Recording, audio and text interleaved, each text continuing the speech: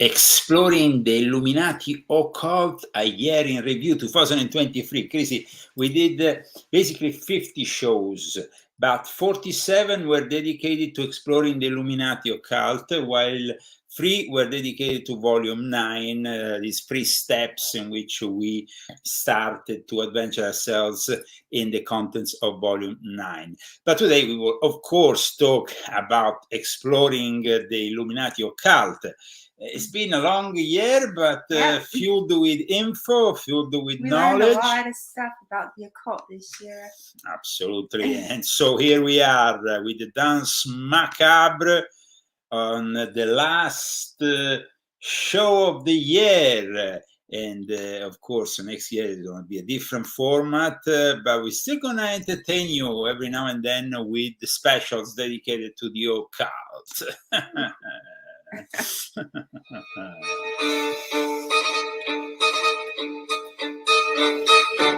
Hey. And all this will not be possible without our sponsors. Who are they, Christy? Okay, so this week we have sponsoring our show Margarizada Minta and Corey Chavez and Bruce Kodish and Philippe Beller and Alan Wyatt. Thank you very much for your donations and for sponsoring the show. And for everybody that bought the books too. Thank you very much. Okay. Now I'm just fixing things because, as you know, this is going to be a very busy show filled with information. So just a second. I'm trying to just seem to maybe now the audio will be a little bit better. Will be a bit better. Okay, so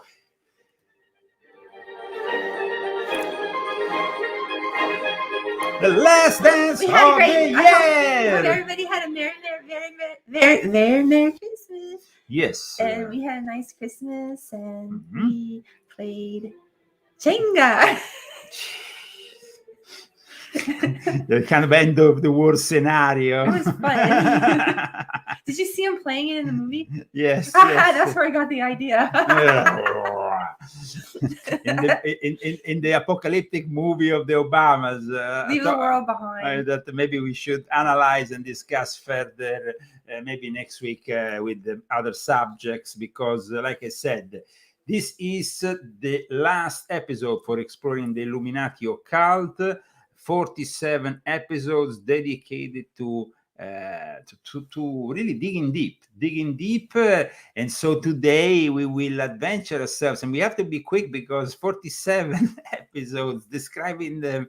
I mean, of course we can't really go in detail with many of them. We will simply give you a brief description, but we're gonna, of course, show you also some clips. Maybe we can go and stuff. You can check out how we were dressed. I don't know. I mean, we are no longer transmitting on Facebook, but as you know, They banned us. They banned us. No reason. They just didn't. And I'm off Facebook, by the way. I got off of there about a month ago, and my life is so much better. But in any case, we are on Band.video, so you will be seeing this video also on Band.video, and not the whole series of the Exploring the Illuminati is available on Band.video. So for those people who are following us on Band.video and want the whole series, where we will play. We will put together a set. I don't know how you do it, but with the YouTube playlist. Yes. A playlist on our main YouTube channel dedicated to the English speakers. Okay, that would be great.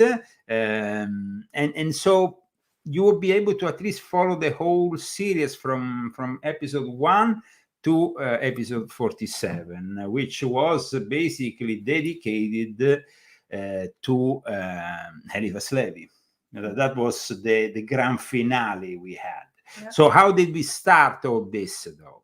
We started with an episode 1, which I would like to go and check out, because, you know, it's nice to go and pick up and see what we were doing.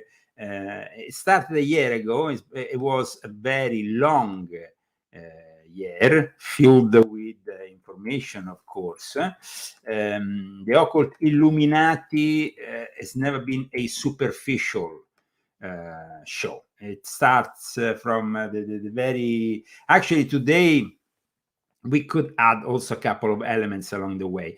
But let's go to episode number 1. Episode number 1, I want to make a brief account of what episode number 1 was. It was really like introducing Hermeticism, introducing really the science of the Magi, explaining certain concepts.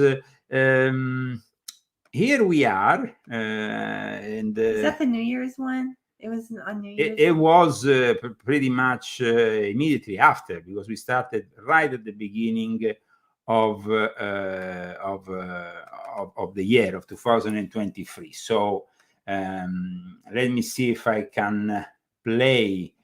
It seems like maybe I have a couple of problems here. No, okay. I sorted out. Sorry, guys. I just had a problem here in the numeration. It's not going to be high quality. We're going to simply show you what we were doing right when we started this whole adventure, thanks to our sponsors that we really have to thank. Actually, we would like to dedicate, first of all, an applause to our sponsors before we continue. So here we are with the applause for those people who have helped us in 2023.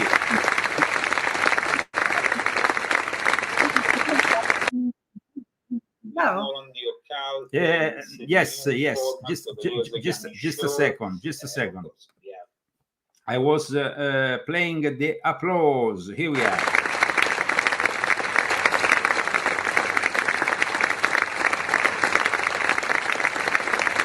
Everything has to be done in the certain place, otherwise here we're gonna...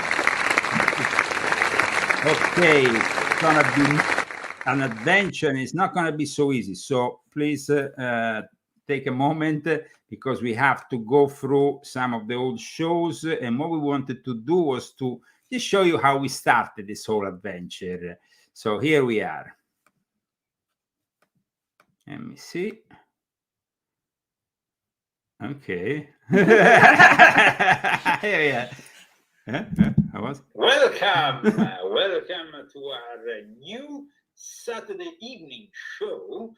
Christy, this is the first time we are broadcasting at 5 o'clock, around 5 o'clock in the evening of Saturday. Yep. So this is a experimentation. We're going to do different experimentations in various times, in various days of the week. Of course, we're going to be focusing a little bit more on the occult in this new format for the Leo Zagami show. Of course, we have also the regular news that, if relevant, we're going to talk about. If not, no.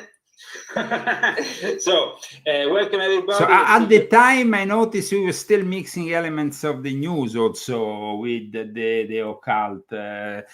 What we discussed, though, of course, in the first episode, I just want to make a brief synthesis of it, because it's definitely historic, the first episode. So let's go through the main elements of the first episode. We talked about the Emerald Tablet. We talked about the Key of Solomon. We talked about the Lesser Key of Solomon. We started to basically adventure ourselves into the introduction of not only Hermeticism, but its connection with old rituals, and starting from ancient times, and how it reflects also in the philosophy of the early Illuminati. Then we went on to episode number 2. Number 2 was probably a more controversial one, because we started to talk about a deal with the devil. We talked about the Faustian bargain. It was interesting. There were extracts from old movies like The Faust of Murnau from 1926. Yeah. We can go and check out also this episode. Why not? I mean, it could be interesting to see for a second to also how we were doing with a subject that was definitely a very dark subject, to say the least.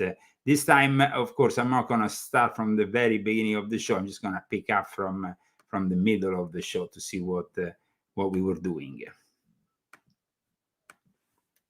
Raining over here. Hi Alison, hi Orlando Furioso. There's some Italians also who are, of course, tuning in. The show today is going to be a particular one. Get ready. The dance is always there, though. The dance is always there. Because, of course, there is a lot of talk about the Illuminati and their pacts with the devil. So I guess that today we're going to finally reveal what's really a pact with what is a deal with the devil. Christy, what do you think about all this?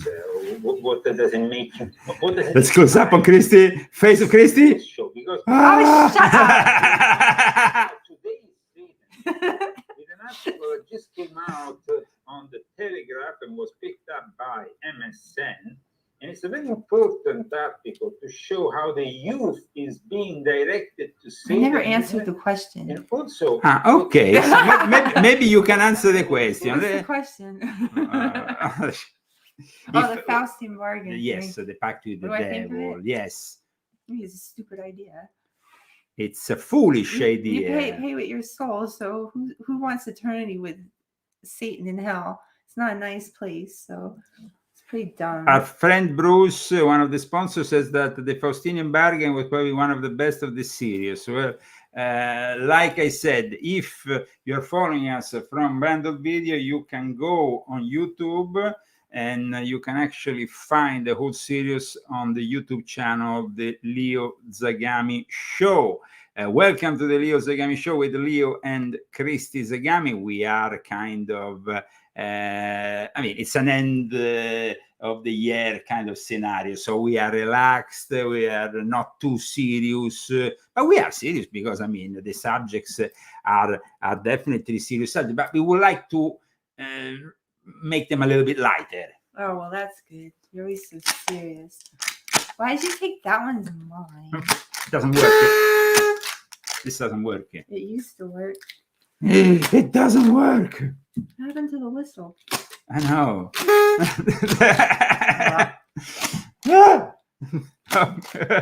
Okay, so welcome to the Leo Zagami Show with Leo and Christy Zagami. Today we are exploring the Illuminati Occult, a year in review. We did 47 shows dedicated to this subject, to digging deep in this subject. The one with, of course, the Faustinian bargain, in a way, was inspirational for me because I picked up elements of it and I included them in a whole chapter which is dedicated to this subject in volume 9. So because so many Illuminati do that, and they sell their souls to the devil, and then you have a great life full of debauchery. And then but then the thing is this, that basically the original Faustinian bargain 500 years ago, when the Smith legend was born around the character who actually lived in Germany, he was selling his soul, but at the end he will end up in hell. That was it. You sell your soul, that at the end of your life you end up in hell. What happened later with the Illuminati, with Goethe, who was a member of the Illuminati, he actually transformed this bargain. He made it into a bet with the devil, like he could find a way to trick the devil and at the end not end up in hell, but still doing getting all the benefits. That's, of course, a very Machiavellian way of dealing with the Faustinian bargain. And I think it's impossible to make a deal with the devil of sorts. Actually, I think, it's possible to make a deal with the devil, but it's impossible to trick the devil because the devil is going to always get what he wants in the end. I don't believe in this escamotage of working out. It's possible that the Illuminati simply wanted to reassert with this change of prospect the fact that they were just as good as God. They were the new gods. They didn't fear neither God, neither the devil. That was the beginning of what they called the age of so-called reason. It didn't really work out that well, as we know. But let's move further, because we have many other episodes to discuss. Episode number 3 in this whole series. It's a particular interesting episode. It's definitely always part of the exploration that we did on the Illuminati subject. And it is basically the origins of the black mass. Now, this subject is particularly sinister, particularly dark, but it was pretty successful. It was pretty successful. The origin of it. I got a lot of. It was one of our more successful views, to tell you the truth. Huh? Yeah. Yeah, we Really? got probably more views. I mean, the quality of it. I mean, I'm watching it myself here. The quality wasn't that great. We didn't have a great connection, but the subject of the black mass must have captivated people because it was one of the most successful episodes. Here we go with a brief clip from it. I guess at that point, because there were a lot of people, of course, who were asking for various kind of favors. And so it wasn't only this that triggered the whole scandal. But let's see Lavoisier. Here we're talking about the very early black masses, the very first black masses in France, with the French aristocracy, the involvement of the royal family and all that. How they found out that she sacrificed 2,500 children? Well, they simply dig in front of her home. So, I mean, they found one by one fetuses and babies. She was actually also quite knowledgeable with medicine. So she was also in charge of abortions. So that's why the connection between abortions and black masses, human sacrifices, is a very old one. Okay? She will be interesting. Definitely an interesting show. I can see why people might want to watch this show, because it delivered information also on the connection with a modern day organization which claims to represent Satan, even if they claim also to not believe in Satan, which is a bit of a contradiction, which is the Satanic Temple, which has even opened in New Mexico an abortion clinic, and they are promoting rituals for abortion. So it's definitely an interesting show to understand more about the black mass connection with that terrible thing, which is, of course, the ritualistic killing of children, which is at times included in these terrible events. And then we had another show instead, number 4, which was dedicated instead to a more lighter subject. This time it was alchemy and the great work. You remember, Christy? Yeah. This is what you were wearing. We were pretty challenging at the time with this dirty look. Here we are. Let's see. Method, but it's only for those people who want to donate $25 and above. While instead you have GoFundMe, which is... Well, that is when we were still using Fundly at one point, but then we understood Fundly wasn't really working that great for us. Let's move forward and see exactly if we can pick up some interesting elements. I don't know what that is, but it seems alchemy. Ho.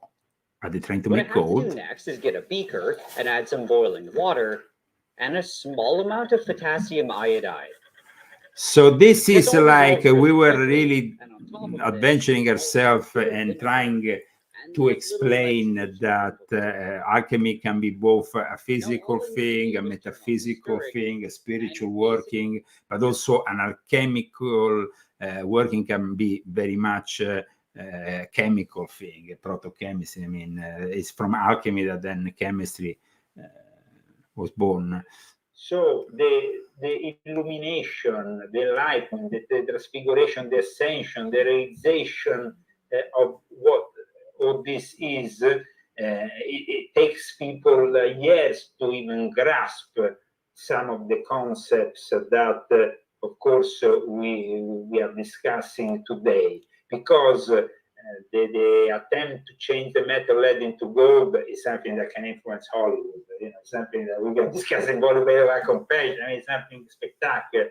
But transforming the lead of ignorance into the gold of enlightenment, that is a different matter. And it's this was an interesting element that we picked up from that show, actually, interesting part of that show. No?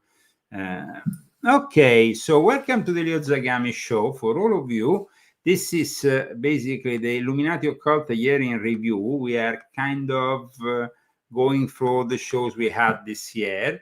Thanks to the sponsors, I want to put here on the screen one of the favorite modalities that our sponsors have in a way chosen more than others. We have also Cash App. We don't have that many because we've been banned by PayPal a long time ago, and we decided to stop our Foundry. Somebody is asking questions here regarding regarding the Illuminati.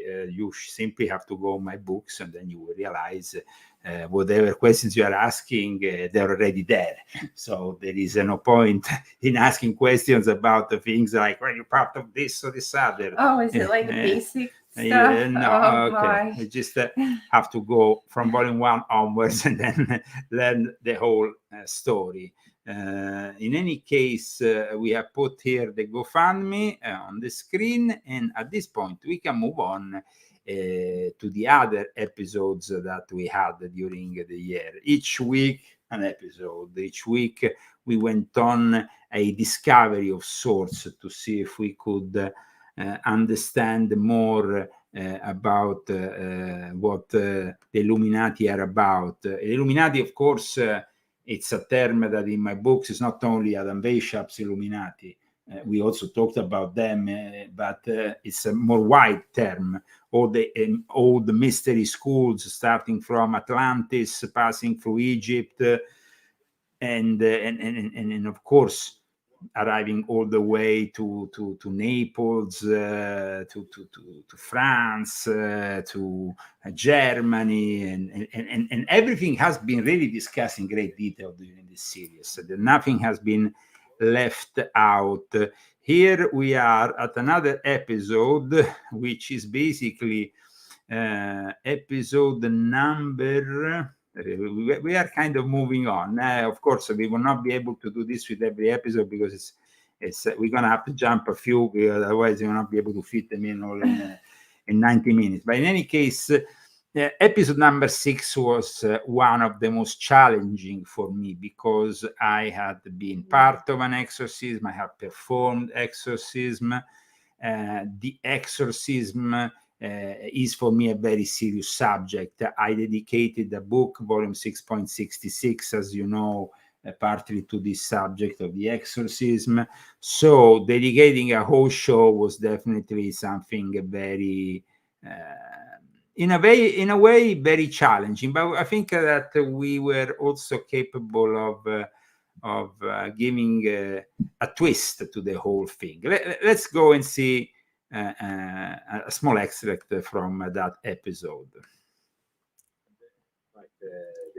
The most suitable opening for a show like this, of course, a remake of Tubular Bells, maybe. That is basically the most suitable sound, because of course it brings us to a film that it's probably the most known film of all time on the subject of exorcism, which is of course The Exorcist. Now, because we have a lot to say about exorcism today, but of course we want to give the possibility to all of you to spread the news about this important show today. I tell you, it's an important show. So please go on your social networks, spread the word, share this link, this video, the link of this video.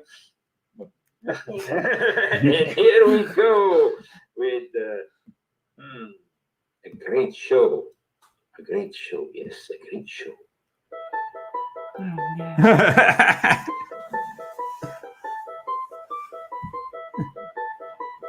It's a classic, of course. It's a Jesuit classic, by the way, because everything behind this movie was taken care by the Jesuits. So it was definitely a interesting episode for us, the exorcism subject, and we can just skip forward. Maybe you can see a little bit what we were talking about here. Let's see. Of course, YouTube permitting, but also everything else permitting, because when you're discussing this kind of subject, you never know what happens. Maybe because through alcohol, drugs, or other things. But this is basically What happened? The ancient art of molybdomancy. molybdomancy. That can, though, also... Okay, so what happened? Fortune telling with lead in water. Okay, when I was exorcised by Madame Fula in Egypt, I think that's what they're doing. Once that's done, place it into your ladle. See, you put the lead. It can be used as a method for divination, but it can also be used to trap the demons with this boiling lead that is poured into the water, and it captures the demons once she does the ritual, the person does the ritual. In my case, it was Madame Fula. It's very well-known exorcist. Did it form like a horn? Yes.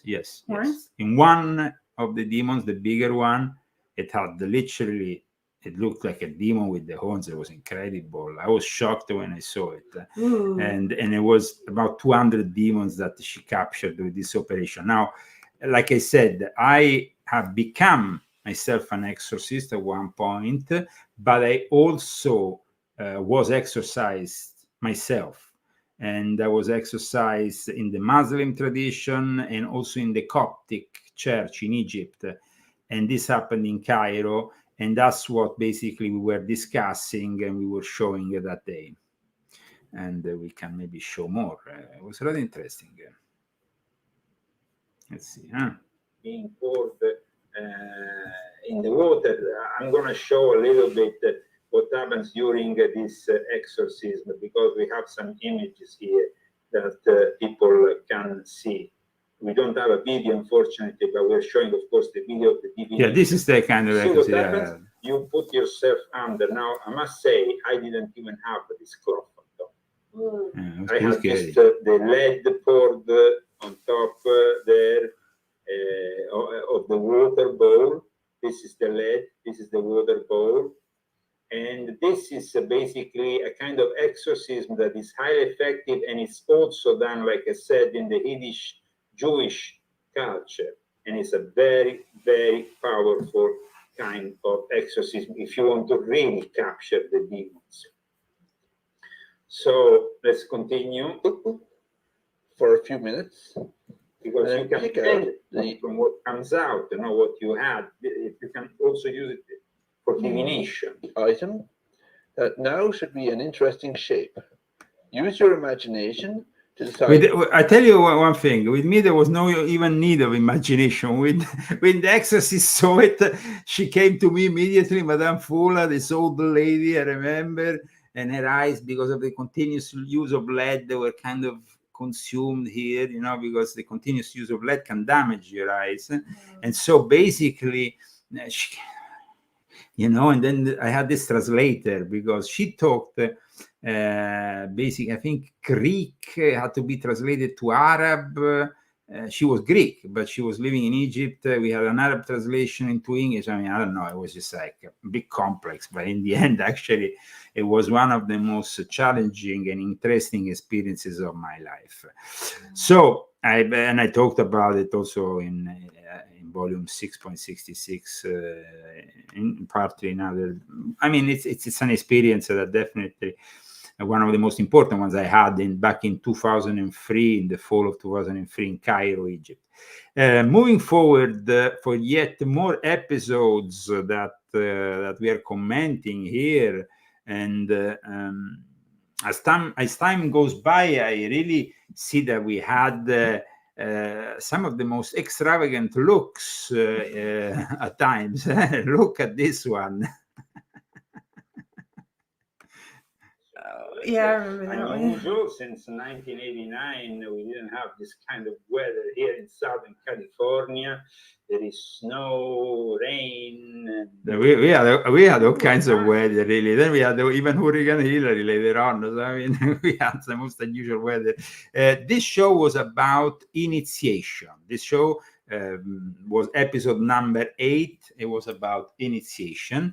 And these initiations that I picked up from different cultures to really make also people understand the concept of initiation, how it's found broadly in all traditions. You did it? Yeah, you did. I learned it. No, you did it before the Master Mason. That's why it took Talking also about your initiation. Yeah. We did every single degree.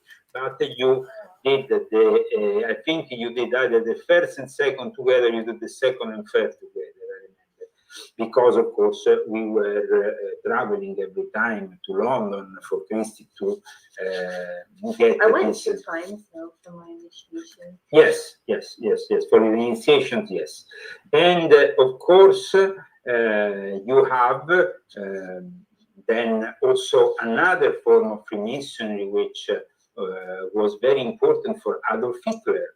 It's a secret form of Freemasonry, Turkish Ottoman Freemasonry, which was the teachings were transmitted to Adolf Hitler by Rudolf von Sembotendorf of the Thule Gesellschaft. What did he learn from? Because the thing is, you learn certain things, but then you don't have to abuse them. Even in Rosicrucianism, you learn a lot of things, but you don't have to abuse them. Some people, though, think that you can also have a self-initiation into certain faculties. Like I said, it's impossible, though, to have a self-initiation into something like temporism or Freemasonry. These are all certain mystery schools of old. So, how was, Christy, your experience with initiation, and did this actual show kind of make you realize a few things about your own initiation? Yeah. Yeah, absolutely. Huh? Welcome to the Leo Zagami show. This is an unusual show. It's an end of the year show. I hope it finds you happy, joyful, in good health in your home, enjoying the festivities.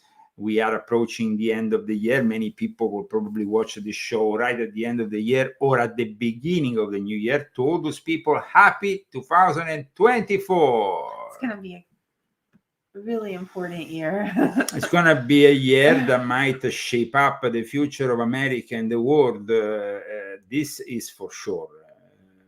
Then we can, of course, hope for the end of one war or the end of another war, but how things are shaping in the world scenario, I mean, I don't want to be the Nostradamus of the situation. Nostradamus for 2024 basically has made 3 important prophecies that seem to indicate one, some turbulence in the English and British monarchy that will bring an end, a sudden and abrupt end to the reign of King Charles III. And I don't know how that's sincerely possible, but there is also an indication about a possible war, a war that indicates maybe the arrival of China in this war scenario filled with conflicts, and so a third world war, and it seems to be also a war that will be fought on the sea a lot. So that might be a reference to maybe Taiwan.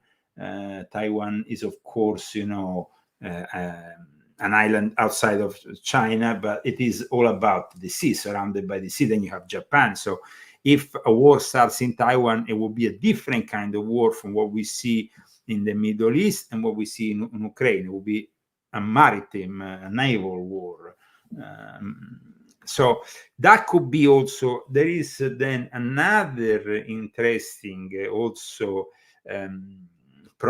it's not prophecies, really, it's how can you say, these visions, these quatrains that then also have to be interpreted of Nostradamus.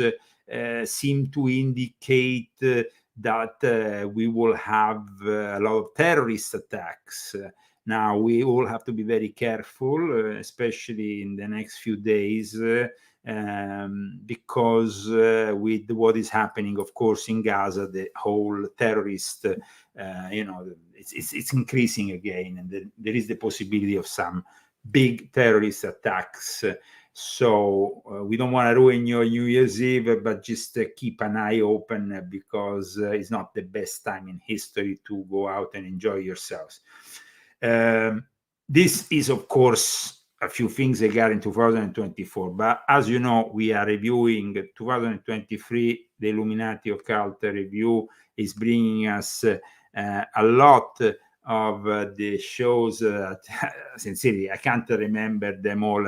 I wish, actually, maybe in the future, what I can do is to literally write a book based on this experience that lasted a year, which also brought me to do a lot of research, along with, of course, exposing a lot of research on my books. I had to get my mother to send me hundreds of books from Italy. Yeah. It's been You're surrounded by books. Surrounded by books. But another interesting episode was number 9. Interesting, why? Because we talked about the subject of sexual magic, and it is a controversial subject. It is a subject that, of course, some people, sexual magic is a very important thing.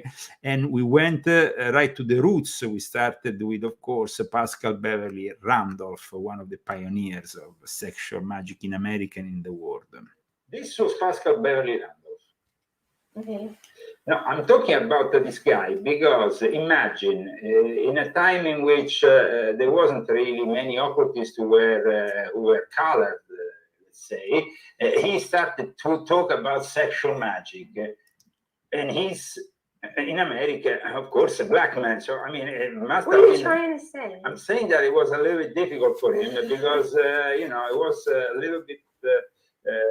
but he was also a dear friend of Abraham Lincoln. Reach his own... but he had a fan. And who was his number one fan? Or one of his fans? Let's see. What year was it? It's a famous person, a person that everybody... Aleister Crowley? No, Abraham Lincoln. You were like... Yes. Of course, Aleister Crowley picked up later on the teachings, of course. Friend, new Pascal Beverly.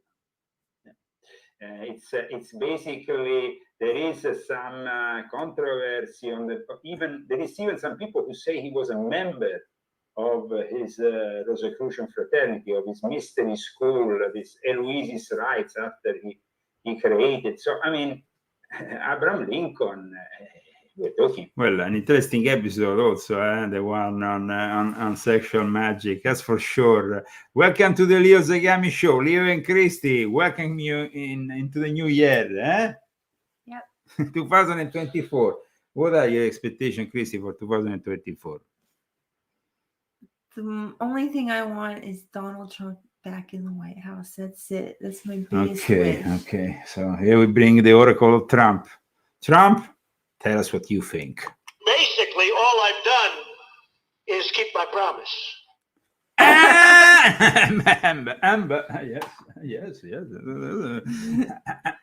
So that's how it is. Put like, spread the word, because in 1 week the news starts, and also we can say the Zagami Trumpian propaganda machine for the year 2024. I guess if you don't like Trump, you should probably tune out. Tune out. One thing, just to make it clear, guys, it's a make it or break it situation, no? Yeah. And it's also the year in which I should also become American, so I can finally vote and give my vote to this great president, who is Donald J. Trump.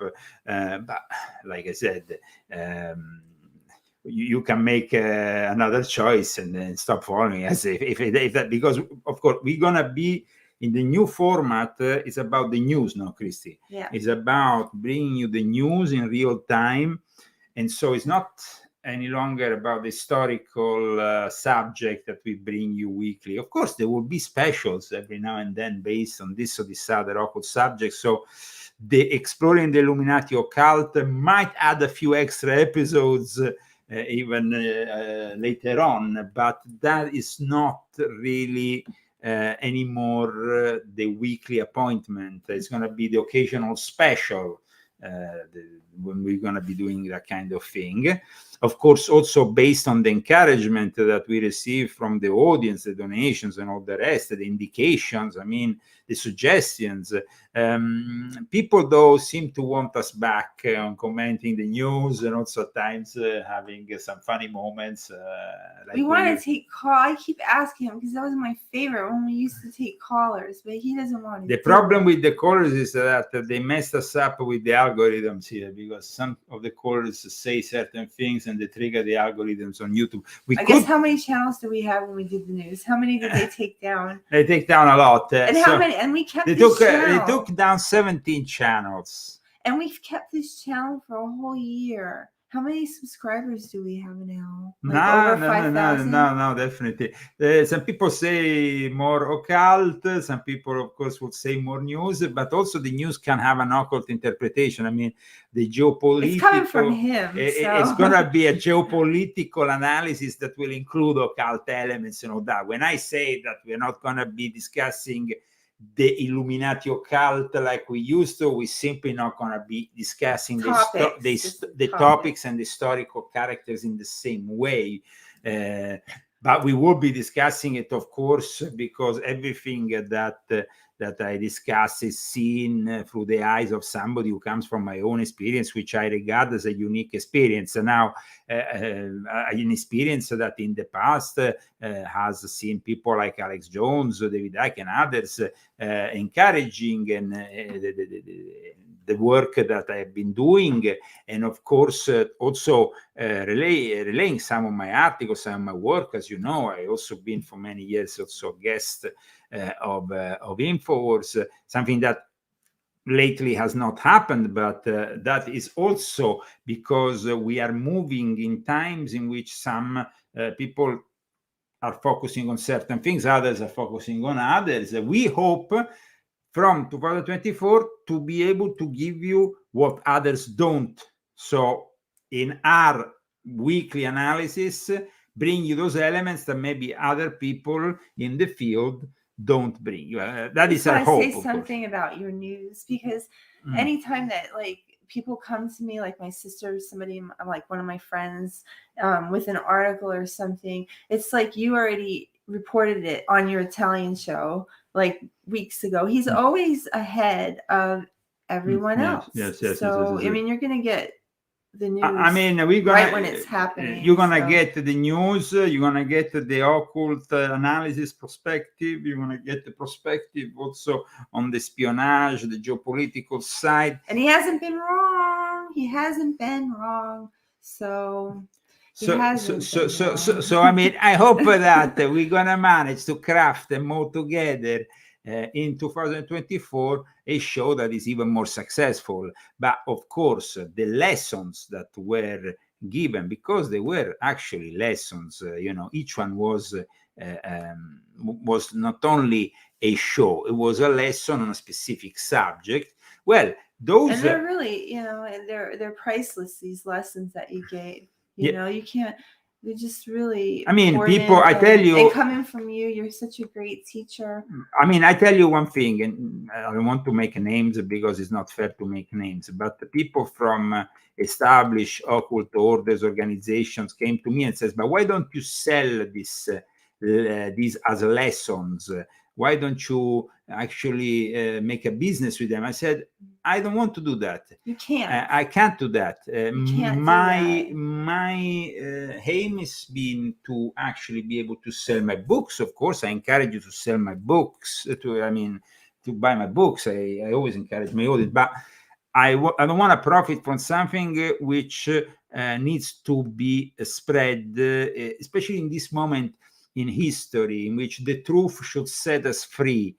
We need to make people aware of all this occult knowledge. And so the the You whole don't have to pay for this. Is free. You know, we hope that people sponsor it once in a while. We don't need much. You know, we don't ask for much, just so we can keep going. That's it. actually, So, Chrissy, if you want to, we are halfway through the show. Give again the names of the people who have kindly supported us today, and most of them have also supported us during the whole course of the year. yes. Okay, so we have Philippe Beller and Bruce Kodish and Alan Wyatt and Corey Chavez and Margarizada Minta. Thank you very much. Thank you very much. And now I'm going to play, but don't interrupt it. This is the applause. You know, interrupt the applause. Applause. Not forget, the Ottoman Empire. Let's not forget. Because Oh, I like that outfit. Yes, okay. Applause, but also we are introducing you to another episode that also part of the Leo Zagami Exploring the Illuminati with Christy. We have really done a great job. I've been sitting here all this time exploring Illuminati. Now, Exploring the Illuminati, number 10. Here we started to really go deep into the secret esoteric roots of Nazism. And it was an interesting episode. I must say, also a very interesting outfit. For me, at least, I don't know. Let's see. Let's see. Now, a second, because here it's at times. Sorry, guys, we have modest means, but we try to do the best with what we have. of a Sabbatean Frankist conspiracy, but also a Masonic one in a way, led by certain Masons, and also there was a lot of anger because they thought that the last Sultan of the Ottoman Empire betrayed the Ottoman Empire because when he married a Jewish woman, that led him to become weak, and then the empire fell. So at that point, apparently, the secret society swore revenge against the Jews, but they needed to have somebody who could trigger this revenge. And at the same time, we had other interests. We said the Sabbatean Frankists. Now, let's not forget that in Turkey, the Sabbatians that's where Sabbatai Zevi used to live, and that's where the Domne became part and still exists today. Basically, crypto Jews that don't practice the Islamic religion, but in reality, they practice in secret their own Jewish religion, which is Sabbatianism, which is, as we know, Satanic. Now, Rudolf von Sembotendorf became, he was adopted under Turkish law. I mean, he was pretty old to be adopted because at this point, it was like he was adopted. Big guys old. One can be adopted also as an old age. They used to do that back in the day, especially by aristocrats, because by the adoption, they will also transmit their title. That's how Giampiero Giudicelli got his Marquis title. Wow. So it was an adoption, but not an adoption in the traditional sense when you are a small child. Hello to Corey, also brother Corey. And we have many people that are here in the chat showing signs of appreciation for. You're never going to be able to get through all these episodes. No way. No way. But I will definitely go through a few of them. Maybe jumping some. I can tell you what happened briefly in the next couple of months, and then we can skip maybe. So then we can see maybe the more interesting ones. So what happened later on? I mean, we just saw, of course, this starting with the esoteric side of Nazism, but that we went inevitably into the Rosicrucians. The Rosicrucians also come from Germany. The Rosicrucians were a subject that we absolutely needed to touch at this point of our explorations. So that there was a guy called Foner who lived between 1032 and 1034, and apparently they were the ones that influenced also the construction of the cathedrals like Chartres and stuff. So there was this, and also then there was a lodge in a place called Worms. Now, Worms is a very important place in Germany, and it's apparently the place where Rosicrucians had their first lodge, but it's also the place where there was a lot of important rabbis, including the one who wrote The Magic of Abramelin the Mage. In the city of Worms, we have also a rabbi who is also ancestor of Pope Benedict XVI, who was partly Jewish, and whose ancestors counted several rabbis, amongst them also a special one from Worms. So, so this was an interesting and unusual analysis of the Rosicrucians. For Corey, he said it was his favorite episode. You see, everybody has his own taste, and of course, they find maybe the subject that more interests them. The subject of the Rosicrucians has definitely been one of the most important and relevant, of course.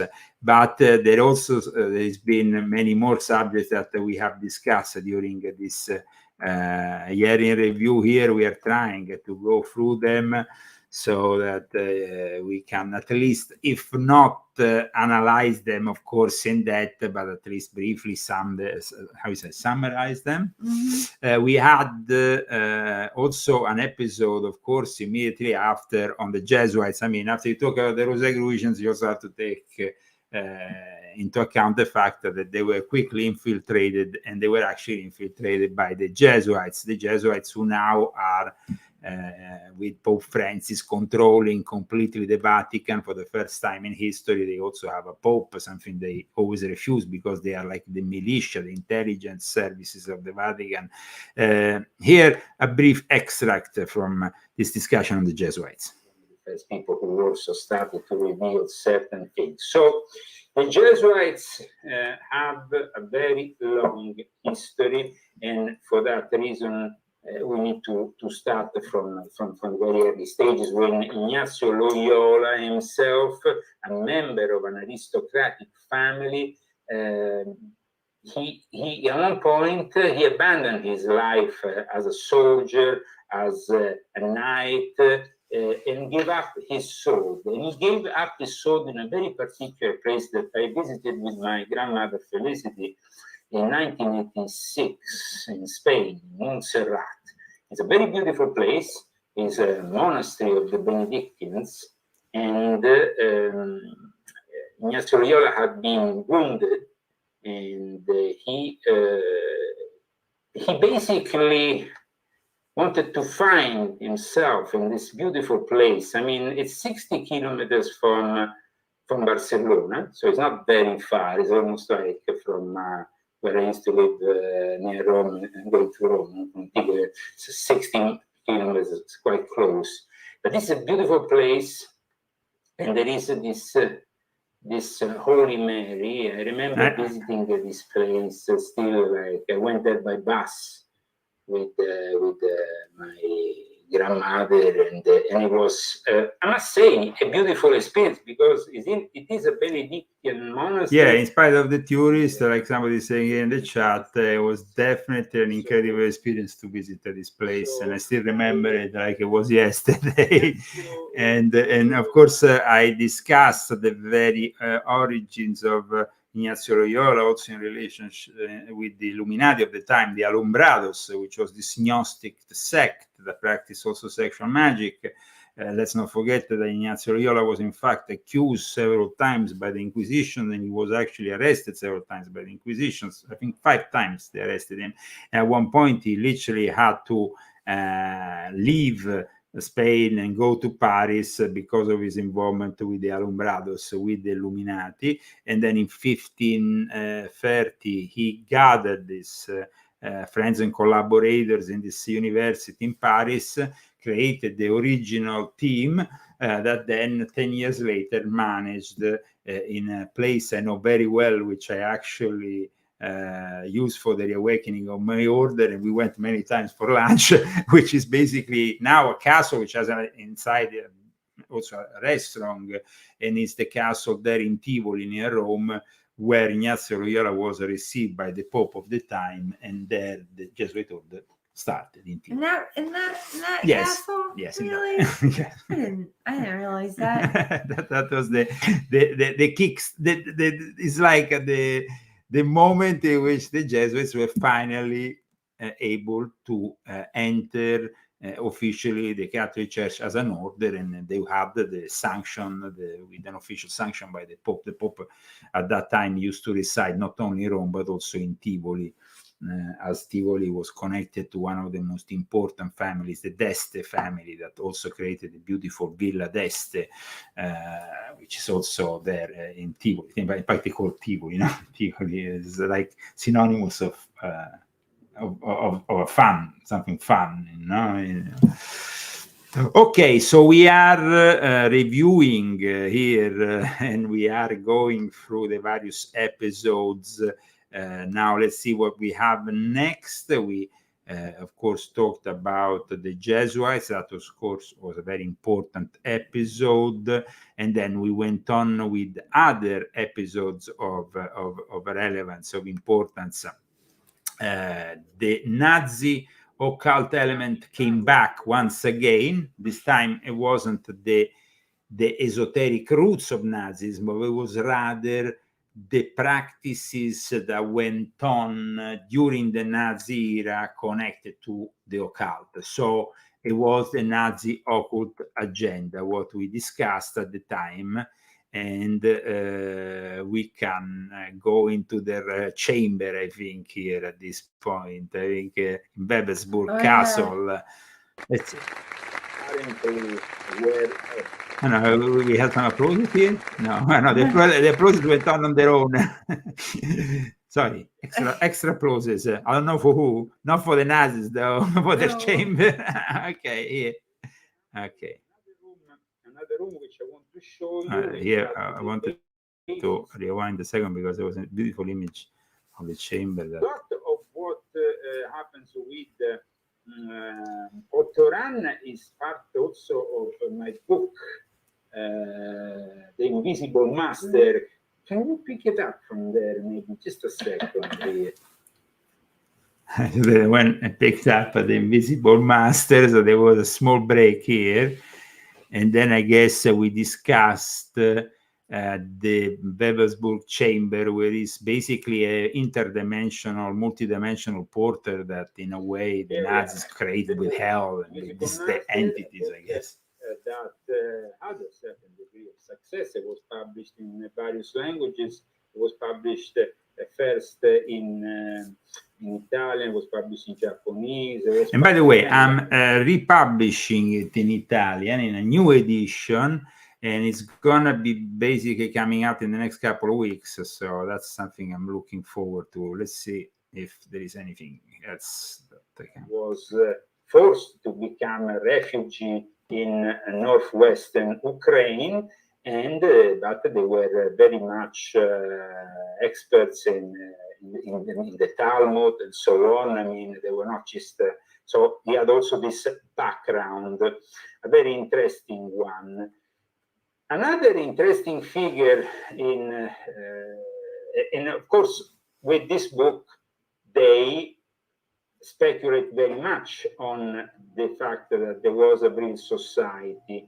There is also the Vril society. That was the subject of speculation, which involved also Maria Orsic and the so-called Vril Damen, who apparently were used as channelers, as mediums for transmitting from Aldebaran this technology that then was allegedly used to construct, to build these UFOs, these Nazi UFOs.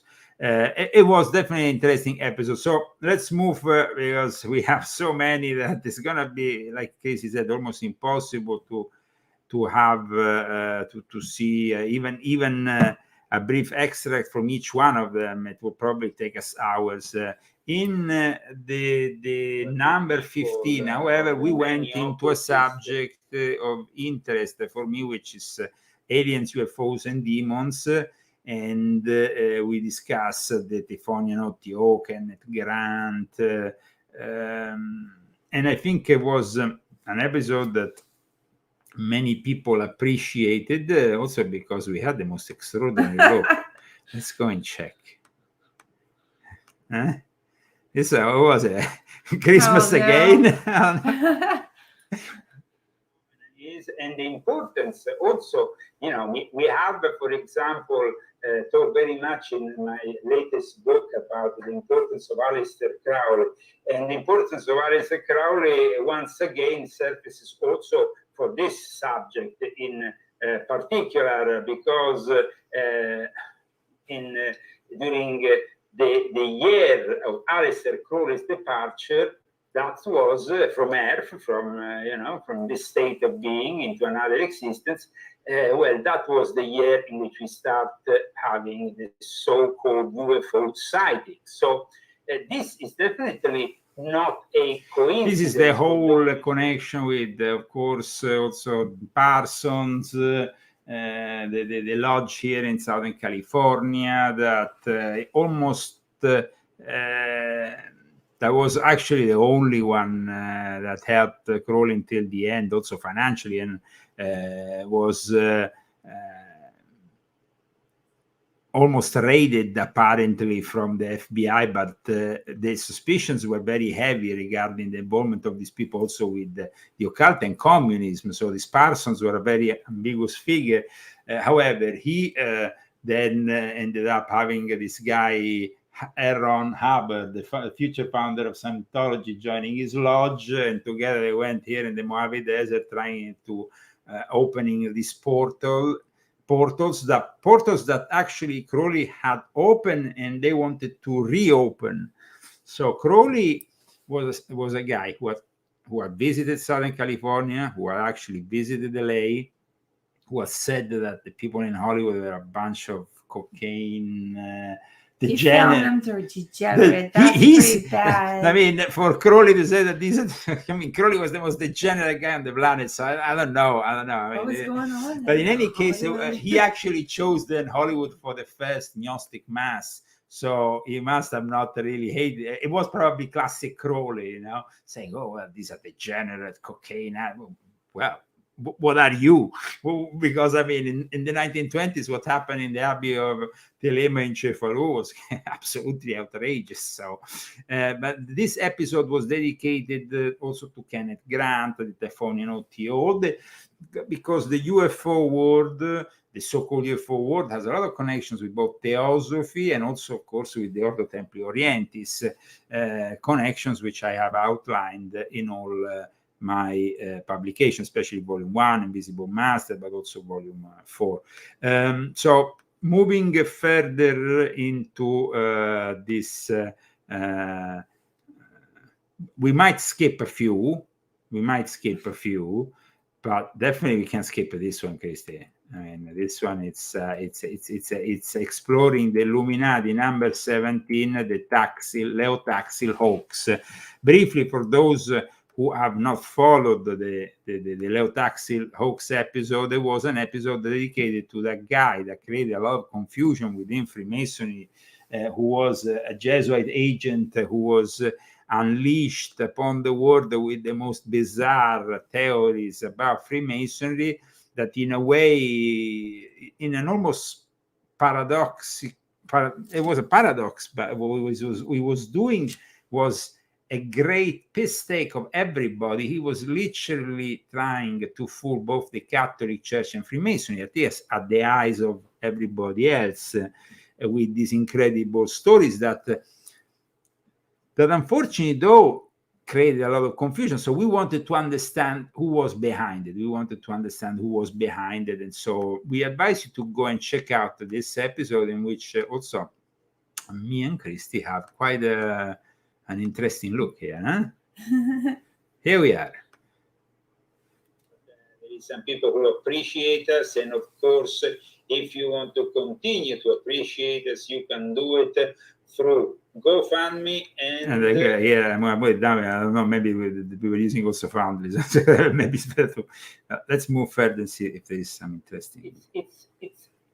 It seems strange to me, guys, that somebody like Leo Taxil, for how good, I mean, he was, okay, he had published a lot of amusing books. One was actually known. It was called the Amusing Bible. I mean, one was actually dedicated even to the life of Jesus, in which Taxil satirically pointed out inconsistencies, errors, and false beliefs in these religious works, or allegedly pointed out on these inconsistencies. And then we have Debauchery of a Confessor. We have even a book known as The Pope's Mistress. These were the kind of books he was writing before getting into the Pope. I bet people bought them. Oh, I bet they were interesting. They didn't have to. I mean, So scandalous. definitely it was always on the. For all those people who want to, of course, see this, the whole episode, they can go on my YouTube channels, especially the Leo Zagami Show. If something is missing from there, you can find it on the other channel, Lesule. But most of I think the whole series is on the Leo Zagami Show channel, so you can really go there. And Christy will soon create a playlist, so we will be able to have a whole section of the channel devoted to this great experience, which has been working for a whole year in the exploration of the most less known secrets of the Illuminati. And of course we had to discuss the quest for the Holy Grail. That was a quest that involved also me personally at one point in a couple of occasions, both with Montuoro and Alfesta. So I had to dedicate a whole episode to this subject, and here we are. The quality doesn't seem to be. We didn't have, of course, the high quality we have now. I guess in some of our technical things were a little bit. Now we are much better. It seems like also the quality and the connection seems much better. So here we are. Antonio Leonardo Montuoro character, because this guy who worked with Marinelli is a bit of a crook, you know, somebody typical Jesuit agent. Because you met him. For those who want to see this episode is Exploring the Illuminati Occult, Part 18, Quest for the Holy Grail. And as we are, of course, going faster and faster, so we can at least show you the main ones. We did 47 of them. We don't even go into the 3 steps extra that we did, otherwise. This one, I remember. which one was here? This one was the one.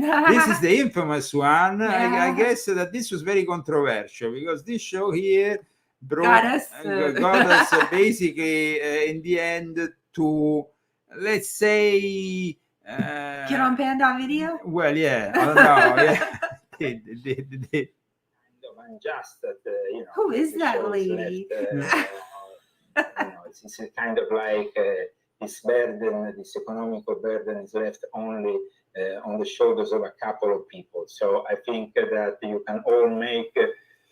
So this is about the elixir of life. The elixir of life is about living forever. But during the show, what happened was that at one point we also said, "Why is Alex Jones not calling me anymore on InfoWars? Why is not having me on the show?" And so basically, from that thing, then Alex saw that, got a little bit upset. Then I talked with him, I talked with Rob, and then we got on Bando Video. And so here, from that moment onwards, let's say the Bando Video has in a way expanded to another audience, also this Exploring the Illuminati Occult. However, like I said, if you are watching us, like you're probably a lot of people watch us on Bando Video. So if you're watching us on Bando Video and you want to see the old episodes that you don't see uploaded on Bando Video, you can simply go on our YouTube channel. Because we've been on here since July, so about 6 months. Yeah, on Bando Video. Yeah, so there is a lot of episodes. Half of them are missing. Half of them are missing, but we had a couple of episodes that were really successful. One was actually picked up and by InfoWars, and it went through the roof with the views. It went like over 100,000, and it was about Israel and the end times. Now here I'm gonna skip a few episodes because it's literally impossible to be able to see all of them. But there was this episode in which we were probably in the middle of the summer or something, I don't know, in which we discuss the voodoo and the New World Order. Voodoo and the New World Order, of course, there is also other episodes. This Voodoo and the New World Order was episode, I think, number 30.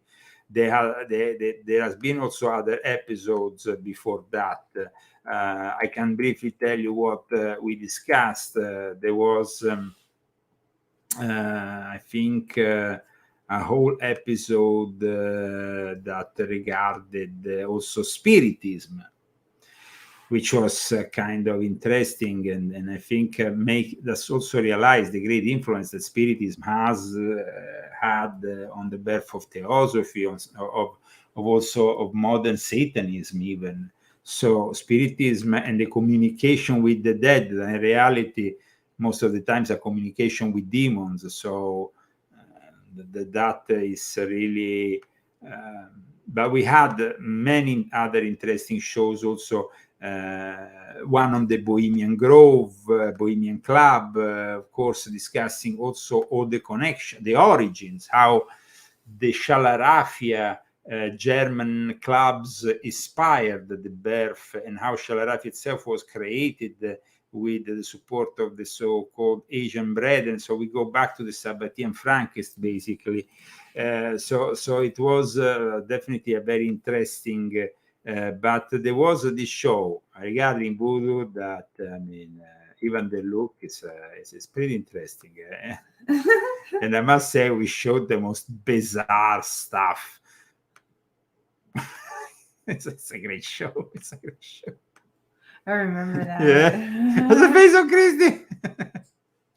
Goodness. Here we are. The Secrets of Voodoo.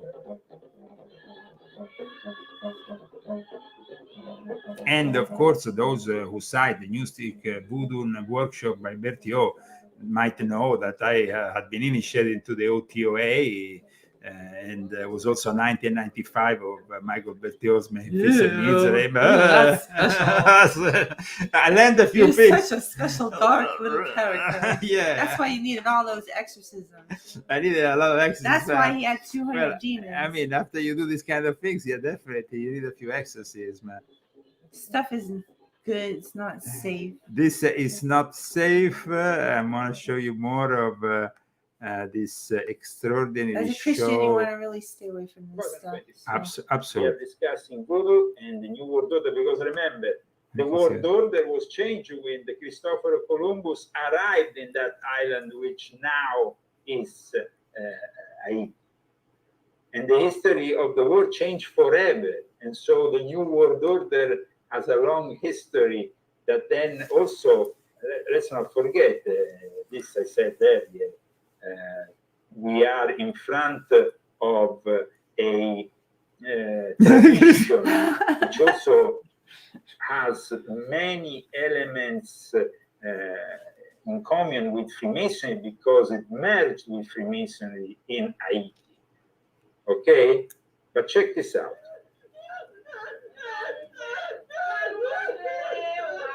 Oh no, this is the one I don't want to listen to. No, I don't want to listen to this again. No, turn it off. No, pretty bad stuff. No, I don't want to listen. I don't like this chanting stuff. Serving the spirits. No, I Voodoo. don't like that.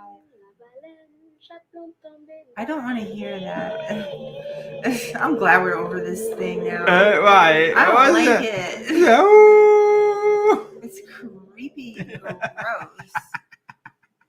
I schiffo it. It's actually an anthropological study when it comes down to this voodoo stuff, because it's part, of course, of a tradition born in Africa that then spread through the New World.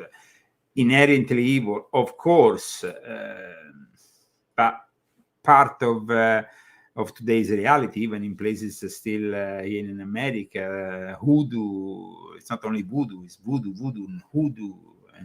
and all these things, all these varieties and stuff. We discussed in an episode, which of course you can find in the Exploring the Illuminati Occult, with many others, many other episodes in which we discuss all kinds of things. We discussed also the New Age movement, the actual. We did a whole show on analyzing the New Age. I remember that was interesting. Also, it was definitely an interesting one, and I think people understood a lot of things about the origins of the New Age deception by watching this show. Here we have a couple of passages from it. Welcome to the Real Zagami Show. End of the year, a year in review. It's like I still practice mindfulness. Like I'm in my place where I'm doing, and I'm paying attention to what I'm doing. So I mean, because the New Age, like they always say to be mindful. Like you want to practice mindfulness, and I don't even know if that's New Age or what that is. It just might be just psychology. I don't know. But well, yeah. We see that. I mean, how was this New Age born? Really, it was born because the Illuminati, the Age of Enlightenment, brought a lot of rationale into the equation. Everybody tended to become, a scientific rationality was coming, and then at that point, at the beginning of the 19th century, occultism, then spiritism, and all these non really rational ideologies kind of like counteracted the Age of the Enlightenment of the 18th century Europe. It kind of like was like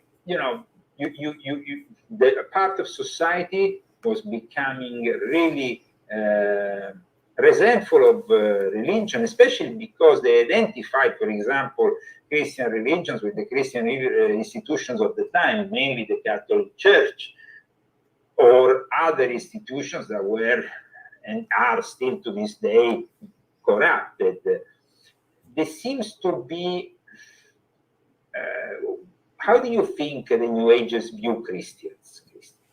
Because that is something interesting. I mean, if you think about it, I mean, New Age came from a Christian mystic like Emanuel Swedenborg in a way, but then there is the whole Theosophical Society thing that brought all this Eastern thing, and then of course Franz Hartmann brought also his very wide knowledge of Rosicrucianism, and then everybody was bringing in things. So this New Age is very rich of elements. It has nothing to do with being Christian. You can't be Christian and practice New Age. So you just can't. It's not, everything on God's side is balance. And so you've taken the balance off. And so you can't really, you might think you're a Christian, but you're not. I mean, you're not really, because you're not listening to God anymore. So I talk about also the New Age in Volume 1. And of course, this is also because there used to be a magazine that was published. Well, that was an interesting also delivery from Christian, her own personal experience regarding the New Age phenomenon. Not a fan. Not a fan, but you had to go through it to understand it, I guess. Yeah, I did. So I'm not sorry about going through it at all. We are, like I said, skipping through various episodes. Maybe we want to miss. What about the vampire one? Well, that is a lot later. Before the vampire one, we had the occult war, the egregor, this, that, and all the other. I mean, we had so many episodes. Of course, we need to wrap it up. So we are skipping from one thing to the other and trying to make people. I mean, we had also one regarding the various secret societies, how secret societies actually work. Here we are trying to skip through and bring you the best of a year in review. That's what people usually do when they do this kind. Here we are, Christy also dressed up very nicely. We are talking about the occult wars here. So what happens here? and why it's so important for me to discuss, first of all, the Second World War, because the Second World War was definitely the moment in which this fight was conducted full on between a force that was openly, not so covertly, occult like the Nazis, and one that was more covert about their magical war, which was, of course, Great Britain. The English were much more secretive. Now, immediately following Britain's declaration of war in 1939, the unfortunate... And here we actually discuss the occult war behind the scenes that went on between the Germans and the English and the Americans. You remember all those rituals that were done, some of them also to in a way show to the Nazis that they were just as good in the occult, you know? So they kind of sneaked in a couple of German Nazi officers in one ritual in England to show that the English were really serious about their occult stuff, and that basically, and this led after that Rudolf Hess to pick up a plane in the middle of the war with all these magical symbols and land up in England, where of course he was arrested, but the second in command of Nazism of Germany just left with a plane on his own, thinking that suddenly he will be probably participating with all these Illuminati in some kind of gathering. They have with all these magical symbols. He landed there, and that was when Ian Fleming actually wanted to bring S to Crowley and try to see. People say that never happened, but in any case, Rudolf Hess was arrested and then ended up his life in a prison, and also at the end of his life is a bit suspicious. But in any case, we did a great show on the occult wars, and I suggest you go and see it. Instead, another show and here, sorry for skipping a few, but there are so many, we will never be able to go through all of them in detail. Aleister Crowley, the best, great beast 666 was, of course, a protagonist of one of the most successful episodes. Yes, probably Rudolf Hess was murdered, that's for sure. It's kind of a double agent we're talking about. Crowley was definitely somebody who is nowadays seen as a leader of the counterculture, but we need to understand his influence, and that's why I opened up this show by talking about his influence. And nowadays, of course, with Crowley being so popular on the internet, you see, he wasn't that popular until the 80s. But what happened was almost prophetic, because when Ilse Regardie, who at one point was, as you know, involved with Crowley, brought out with Pierre Stevenson this edition of The Legend of Aleister Crowley, he said something that I would like to, in his epilogue, which I find very interesting, which is actually a reference to the Book of the Law. And he almost saw the 80s like the years in which Crowley will, because it's true that Crowley was extremely influential in the counterculture of the 60s. Somebody says would be good to check the Abbey in Cefalù, what's left of it. No, it's not very good. Don't do that.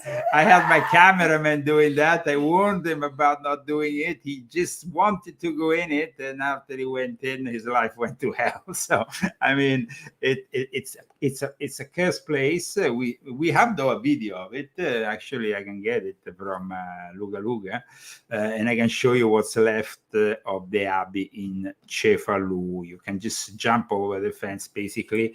Then there was another guy who even tried to buy it, and the curse was so strong that never from him either. no, the cousin died. Marco Vidaloni's cousin died, and he then stopped the whole project. He was actually so close to buy that place, and he had convinced both parties, and he wanted to just buy it, to preserve it, and start like a research center, like, you know, a museum. And this guy, of course, stopped when the cousin, the month after, they were I mean, just a few days before they were about to finalize the contract, she died, and he understood that the curse was clearly a curse. Yeah. I mean, so he said, okay. So Don't mess with that stuff. definitely don't want to mess with that stuff. Another important show that we had was instead the one dedicated to spycraft and espionage. We also had a guest for this show, the author of a book. It was definitely a great show. I think that everybody appreciated also our James Bond style look for the occasion. You remember, Gissi? Yeah, that was fun. That was fun. Here we are. And It is a technical branch of intelligence gathering, which serves to detect. It's like, basically, to make it simple, a little bit like CSI, crime scene investigation, somebody else said if Boleskine is cursed too. Boleskine is so cursed that in the last few years it went on fire 2 times. The second time it went on fire, it was completely destroyed. The actual intelligence, the British intelligence services with the OTO were trying to get this place. And like I said, there were 2 fires, but the second fire completely destroyed the whole place that was owned once by Jimmy Page, and it was the place where Aleister Crowley started to practice his infamous ritual for the magic of Ebermerin the Mage, which ended up instead evoking Lucifer in Cairo in the Great Pyramid of Giza, and then later on for a few days he got this infamous also book of the law. In the espionage episode, we had the possibility of having also a great guest. It was probably the only guest we had in the whole series. Yeah, I think or maybe we had some guests when there was the UFO conference, some small clips, but this was the first really guest we had full on. Something that in one way or another has inspired, I guess, Ian Fleming. I mean, Leo, I've read your books. They're absolutely amazing. I haven't gone through all of them, but I've read 666 and this guy is an academic and a guy involved in the intelligence field, a professional. So to have actually these kind of compliments from a profession is always great. So yeah, I mean, intelligence and the occult are closely linked. I mean, the first story, it comes up in the Bible as well. Moses sends spies to the land of Canaan as a reconnaissance team. He sent them to the land of giants. I mean, that's a very complicated story. It implies that in reality, in your book, you seem to imply that the first form of intelligence is military intelligence. For that reason. Yeah. And Sun Tzu, I mean, the art of war, it's about sort of a battle between generals. If you want to win a battle, you've got to know what your enemy knows, and you've got to know. It was definitely a very informative show. But I think all our show have been, and then we had, of course, later on also the one on the vampires. That was probably. You have to tell him. Okay, guys, this is incredible. Okay, I want to end up today's show with an anecdote. No? Antidote? No, the antidote? No, an antidote is a different thing. Well, I don't know okay, with the small story, let's say, okay? A small story of what happened to me this week in Palm Springs.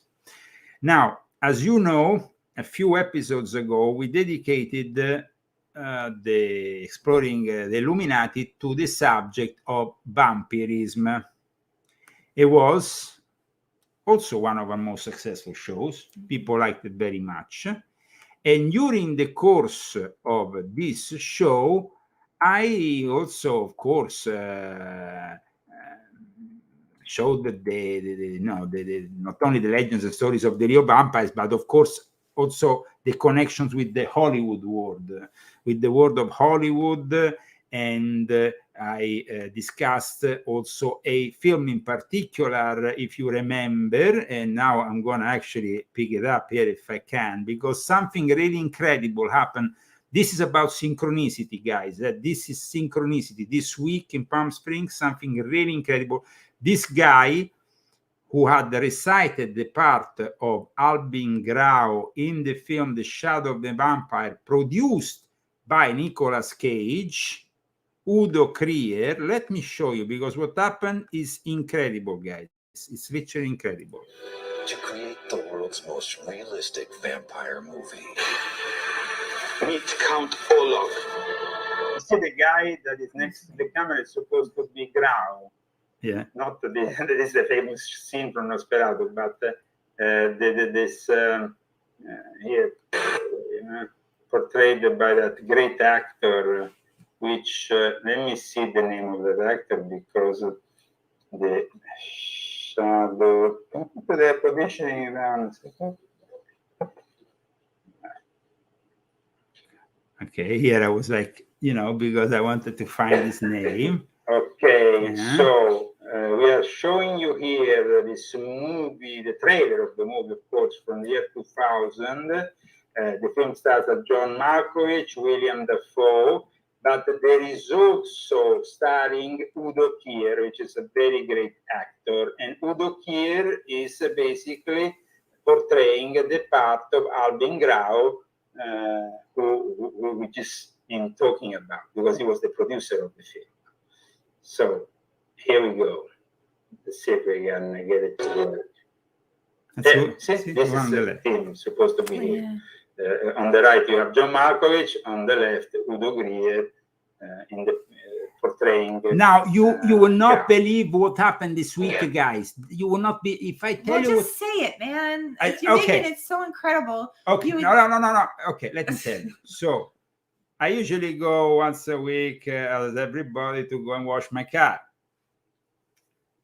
I cross, basically, it's just a place where you go and wash your car. And to go and wash this, I have to pass through a parking lot of a supermarket. Suddenly, I'm driving my car, and this guy arrives walking from the left. And I have to stop my car because, of course, it's a guy who is walking and he needs to pass in front of my car to go to the supermarket or to the dry cleaner, I think. I don't know. In any case, you can't. I was just like, it was Udo Krier. It was Udo Krier. And then I discovered that he lives in Palm Springs. But the fact that he literally walks in front of my car, in fact, when he walked in front of my car, I was like, I just talked about him on the show. Mm-hmm. This is an incredible synchronicity. This is a Saturnian synchronicity, because remember, the company that produced the film is a Saturn film company of Nicolas Cage. He was Albin Grau, who was part of what then became the Fraternity Saturni.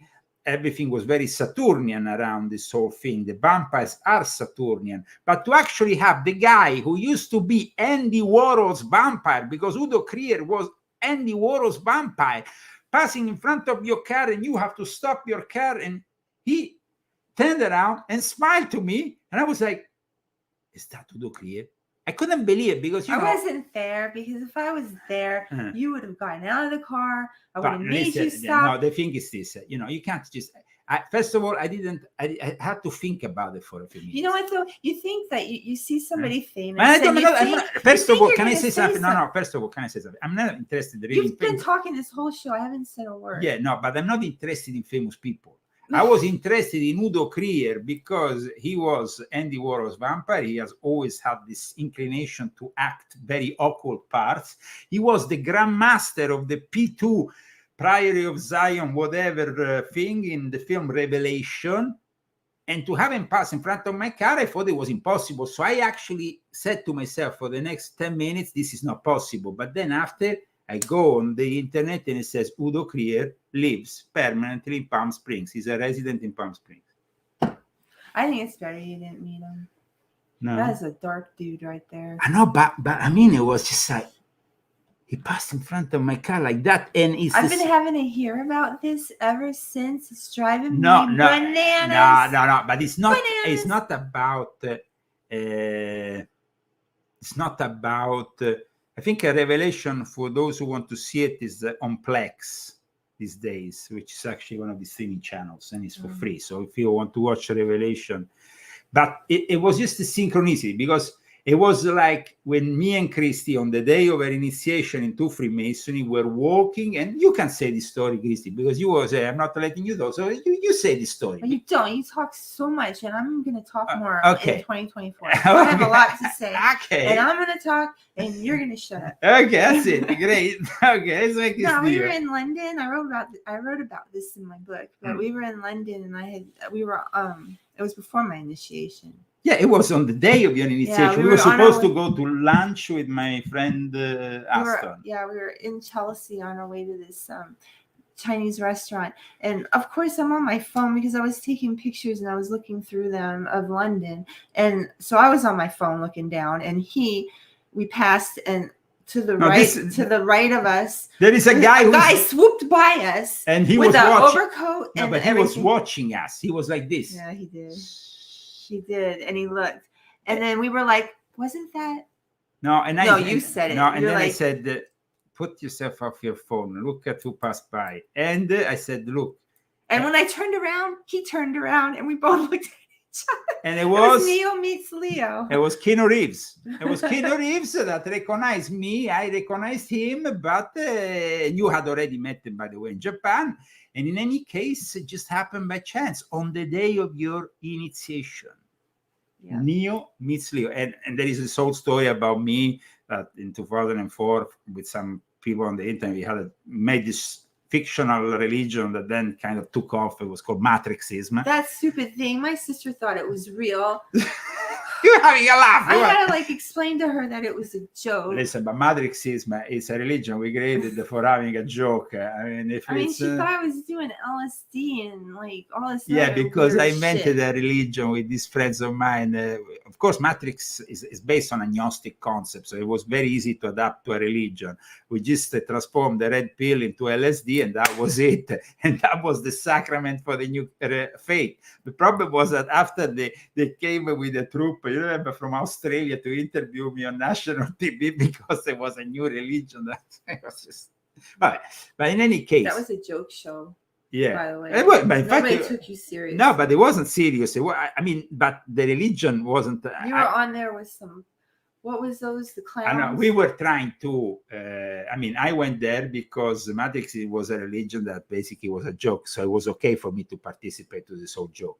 But then there was the clown that made a religion out of the of sodas, I think. I don't know. Anyway, bizarre. I'm going to get Rambo.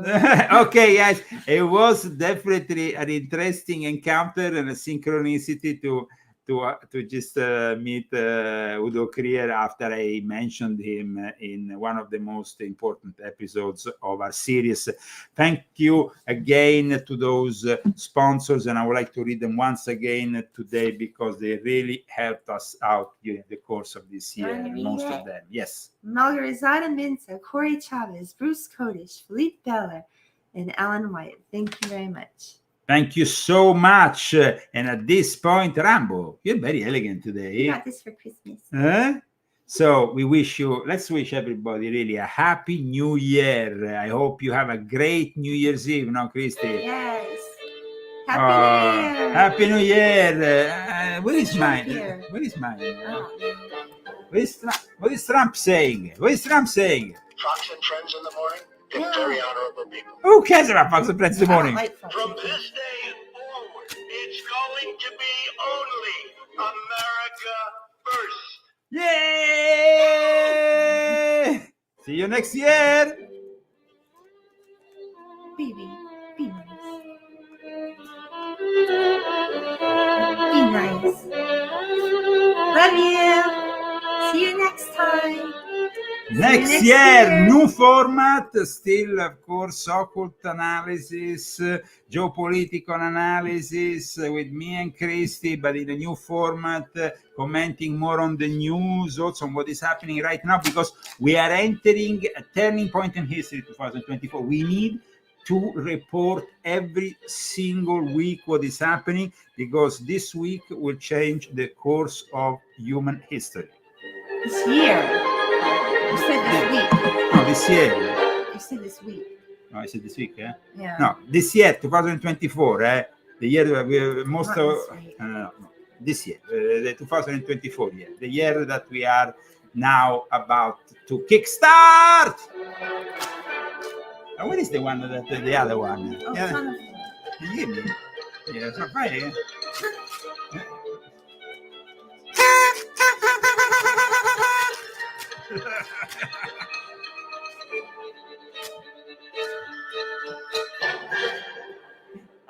Bye. Ow, baby. Enjoy a great New Year's Eve wherever you are in the world. God bless you. God bless America and all the world and all the people who need a great blessing for 2024 in particular, which is going to be a difficult year, but also challenging year, and hopefully a year that will turn out to something positive in the end. God bless you all.